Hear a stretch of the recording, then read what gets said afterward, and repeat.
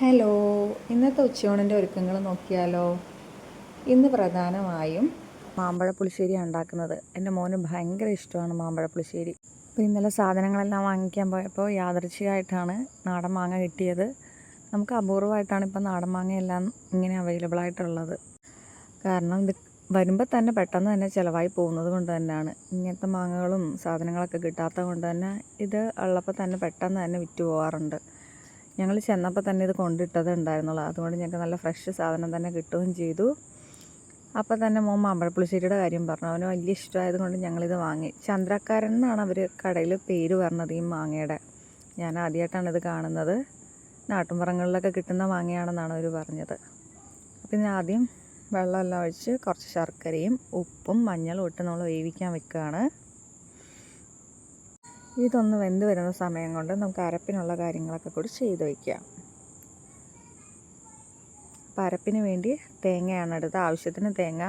മാമ്പഴപ്പുളിശ്ശേരി എത്ര തിക്നെസ് വേണം അതിനനുസരിച്ചാണ് ഞാൻ തേങ്ങ ഇടാറ്. ഓരോ നാട്ടിലും ഓരോ രീതിയായിരിക്കും. അതിനുശേഷം അരപ്പെല്ലാം റെഡിയായി ഞാൻ അതിലേക്ക് ഒഴിക്കുകയാണ്. ഇത് ഒഴിച്ചതിന് ശേഷം പിന്നെ തൈരും ഒന്ന് മിക്സിയിൽ കറക്കിയിട്ടാണ് ഇടാറ്. ഇല്ലെങ്കിൽ കട്ട ഉണ്ടെങ്കിൽ മാറാൻ വേണ്ടിയിട്ടാണ് അങ്ങനെ ചെയ്യാറ്. ഞാനിവിടെ മിൽമയുടെ തൈരാണ് എടുത്തത്. സാധാരണ കുറച്ചുകൂടി പുളിയുള്ള തൈരാണെങ്കിൽ അതായിരിക്കും ബെറ്റർ എന്ന് എനിക്ക് തോന്നിയിട്ടുണ്ട്.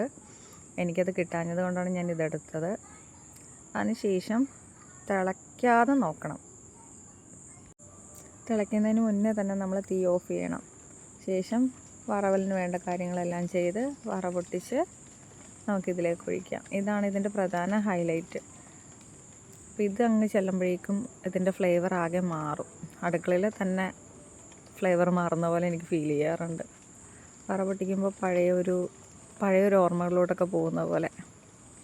പിന്നെ വാഴക്കൂമ്പ്, ഇതും എൻ്റെ മോന് വലിയ ഇഷ്ടമാണ്.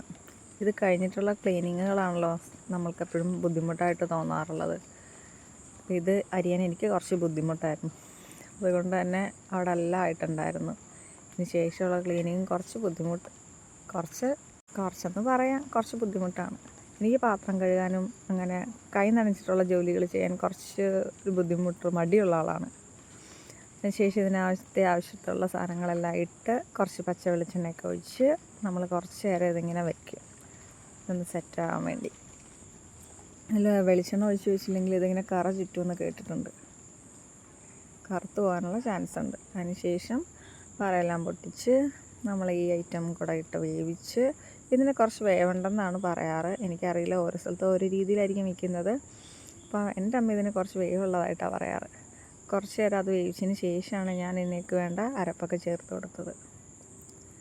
അതിനുശേഷം ഇതിങ്ങനെ വെറുതെ വെച്ചാൽ മോൻ കഴിക്കാറില്ല. അതുകൊണ്ട് പരിപ്പിട്ട് വെക്കാറാണ് പതിവ്. അവന് പരിപ്പിട്ട് വെച്ചാൽ ഇത് വലിയ ഇഷ്ടമാണ്. അപ്പോൾ പരിപ്പിട്ടിട്ടായിരുന്നു വെച്ചിരുന്നത്. അങ്ങനെ അതും തയ്യാറായി. പിന്നെ അടുത്തത് അയലയാണ് വാങ്ങിയിട്ടുണ്ടായിരുന്നത്. അത് ക്ലീൻ ചെയ്ത ശേഷം അയലക്കറിയും റെഡിയാക്കുകയാണ്. അതും കറി വെച്ചു. ഇന്ന് മഹിയും കൂടി ഉള്ളത് കൊണ്ടാണ് ശരിക്കും മീൻ വാങ്ങിയത്. ഇല്ലെങ്കിൽ എനിക്ക് മോനും മീൻ അധികം വേണമെന്ന് താല്പര്യമില്ലാത്ത ആളാണ്. മഹി ഉള്ളപ്പോഴാണ് കൂടുതലും ഞങ്ങൾ മീൻ വാങ്ങാറ്. കറി റെഡിയായതിന് ശേഷം ഫുഡ് റെഡിയായി, നമുക്ക് കഴിക്കാം. അപ്പം നല്ല വാഴക്കൂമ്പ് തോരനും മാമ്പഴ പുളിശ്ശേരിയും മീൻ കറിയൊക്കെ ആയിട്ടൊരു ഊണായിരുന്നു ഇന്നത്തെ ഊണ്.